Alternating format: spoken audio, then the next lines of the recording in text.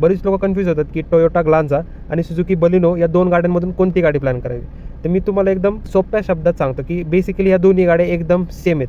Engine same आहे, specification same आहे, त्याची फिट अँड फिनिश सेम आहे, क्वालिटी सेम आहे. फक्त फरक तुम्हाला 2 गोष्टींचा येतो. एक तर कॉस्मेटिक चेंजेस आहे गाडीत आणि दुसरा लोगो चेंज येतो. ज्याची त्याची इंडिव्हिज्युअल चॉईस झाली की त्यांना कोणती गाडी प्लॅन करायची. काही लोकांना सुझुकी बलिनो आवडेल, काही लोकांना टोयोटा ग्लांझा आवडेल. आता तुम्हाला ही गोष्ट समजणं गरजेची आहे की ही गाडी ओरिजिनली सुझुकी बलिनो आहे. त्याच्यामुळे तुम्हाला बलिनो कधी पण ग्लांझापेक्षा स्वस्तात मिळणार. आता कधी सीझनमध्ये ओल्ड स्टॉक क्लिअर आउट करायला ग्लांझा पण तुम्हाला स्वस्तात भेटू शकते, पण मेजॉरिटी ऑफ केसेसमध्ये तुम्हाला बलिनो ही गाडी स्वस्तात मिळणार. तिसरा एक तुम्हाला फरक जाणवल की शोरूम एक्सपिरियन्समध्ये. आता ऑफकोर्स नेक्सा तर अरिनापेक्षा थोडं प्रीमियम फील कस्टमर्सला देतेच. आता टोयोटामध्ये तुम्हाला अजून थोडा प्रीमियम फील येऊ शकतो.